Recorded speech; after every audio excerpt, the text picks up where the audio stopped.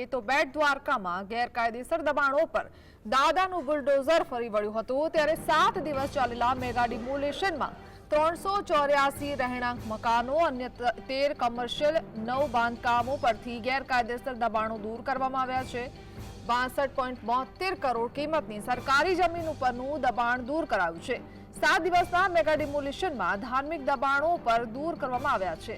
1000 police જવાનો અને SRP સાથે મેગા ડિમોલિશનમાં ડ્રોનની મદદથી સમગ્ર એરિયામાં નજર રાખવામાં આવતું હતું। द्वारका का खारा तालाब है, वहाँ पर ये एनक्रोचमेंट काफ़ी सालों से थी। यहाँ पर हमने तकरीबन 1 साल पहले नोटिस दिया था और अभी कुछ दिन पहले दूसरा नोटिस दिया है।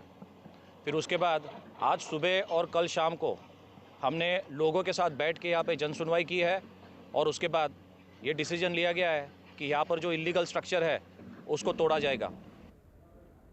तो દ્વારકાથી સંવાદદાતા નારાયણ આપણી સાથે જોડાઈ ગયા છે। નારાયણ, છેલ્લા કેટલાક દિવસથી જે રીતે ડિમોલિશનની કામગીરી કરવામાં આવી રહી છે, હાલ શું પરિસ્થિતિ?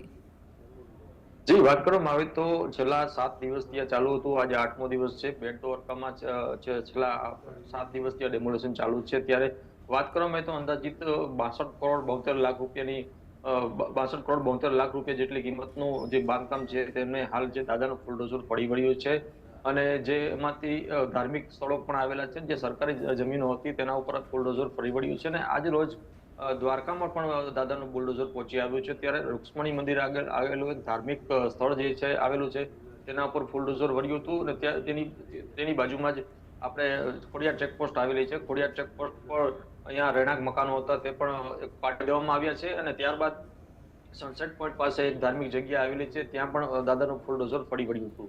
જી નારાયણ, દબાણ કેટલા સમયથી કરવામાં આવ્યું હતું? જે સરકારી જમીન ઉપર દબાણ હોવાની વાત અત્યારે થઈ રહી છે, કેટલા સમયથી હતું ને જે ત્યાં રહે છે, અત્યારે રહેતા હતા, એ લોકોનું શું કહેવું છે?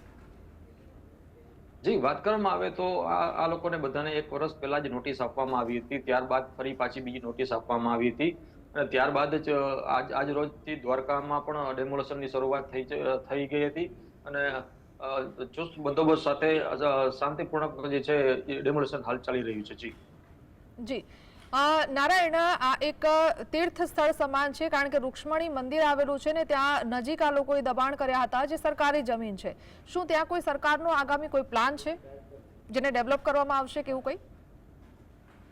જી, વાત કરવામાં આવે તો જે મંદિરની આજુબાજુમાં જે વિસ્તારોમાં જે દબાણો કરવામાં આવે છે, ખાસ કરીને તો સરકારી જમીનો પર જે ખોટા દબાણો કરવામાં આવે છે તે દબાણોને બુલડોઝર ફેરવી અને એવી શક્યતા પણ સેવાઈ રહી છે કે કોરિડોર જે દ્વારકા મંદિરની બાજુમાં કોરિડોર આવી શકે તેવી પણ હાલ ચર્ચા થઈ રહી છે। જી જી નારાયણ।